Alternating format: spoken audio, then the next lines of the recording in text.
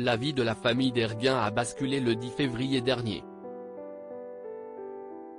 Son frère était au volant du véhicule qui a été violemment percuté par la voiture de Pierre Palmade.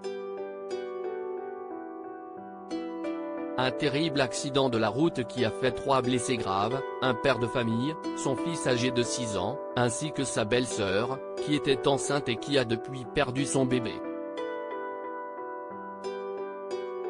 Les premiers éléments de l'enquête ont révélé que l'humoriste conduisait sous l'emprise de stupéfiants. Pierre Palmade @docteur Le terrible témoignage du conducteur grièvement blessé dans l'accident. Depuis ce drame, Erguin veille sur son frère. Ce dernier est toujours plongé dans le coma, comme il l'a expliqué à nos confrères de RTL. Il ne bouge plus, je ne le reconnais même plus sous tous ses pansements.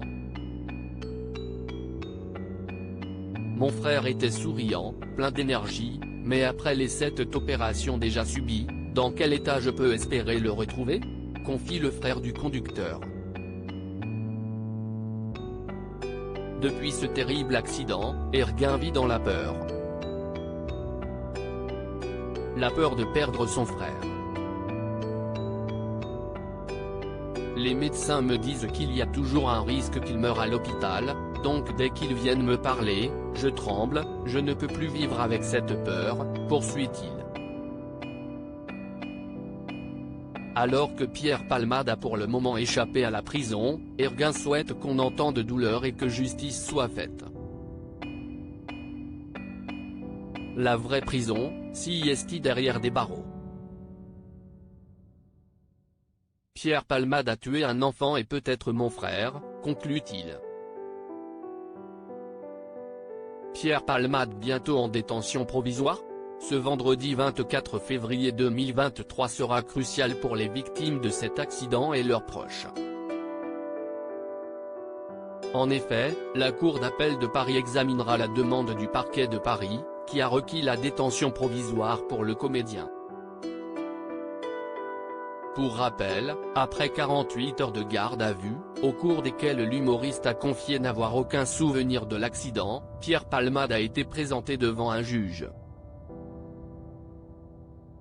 Pierre Palmade a alors été assigné à résidence dans un service d'addictologie d'un hôpital à Villejuif. Le parquet de Melun a immédiatement fait appel de cette décision. Ainsi, le parquet de Paris va devoir trancher.